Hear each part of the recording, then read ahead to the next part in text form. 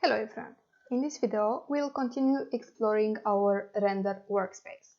I have my model here and the dialog box for appearance open. I already added all the materials wanted. But let's say I want to edit these materials. How do I do that? Well, let's say that I want to replace the material for the blade with another type. I'll search for steel since this is what I'm interested in. Closing those. Cool. And I have this one right here. In fact, I'll open this one. Okay. Which is this one. This one is for the blade. I want to replace it with the steel rough. I simply drag and drop it over the previous used material and it's changed now. So this operation replaces the material directly.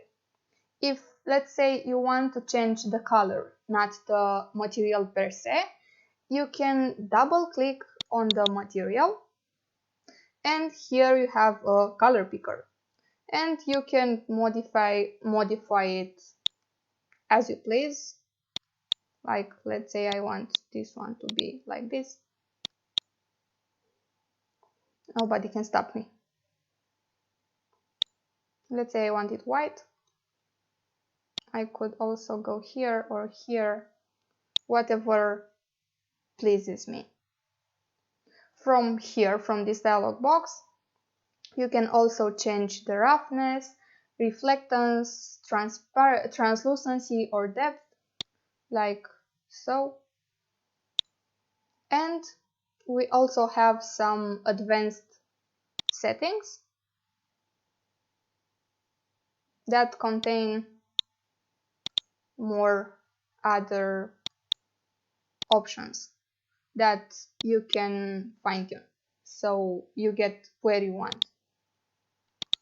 I'll undo that and open the dialog box again. I'll open the dialog box once more, and if I go here to the color libraries, I have all the standard Pantone colors so that all the people in your team, if you have one, will know exactly what color you used or they should use in order to avoid confusions. I can also, if I click cancel and open it again, you'll see I can also modify the name. So I can type here cradle, and I know this is the cradle. Another nice option is that you can add materials to your favorites. So right click, add to favorites, and now I can find it here. So I don't have to search for it or scroll for it and so on. I have it right here, and if I use it often, it's easier for me to find it and my workflow is more efficient.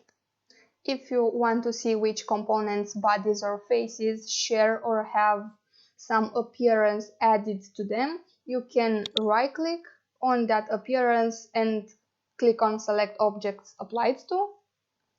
We also have unassign and delete.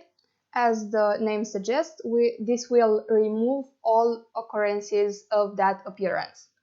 So if I will click on this yellow right here will disappear and go back to how it was in the beginning.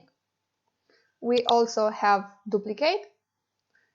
This is used when, let's say, I want to test a color or some options for a specific material already applied, but I don't want to mess with my design. I can always select duplicate, modify this material to my liking, and then apply the new appearance. This gives me the option to go back to the old appearance and material anytime I please. What I want to emphasize here is that this appearance that I added and customized doesn't affect the physical properties of my model. So if I want to modify those, I can go to setup and I have physical material here. This dialog box appears. All the changes made here do affect the physical properties of my model. The dialog box and style is similar to the appearance one, which is a plus. If you need to run a simulation, for example, let me show you. This is the simulation workspace. This physical material is useful for that. The simulation workspace allows us to validate the design.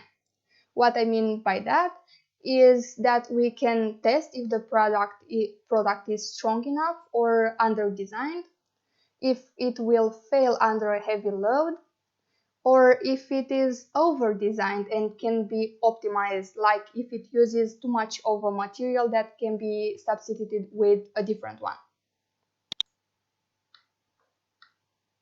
And that's about it when it comes to appearance.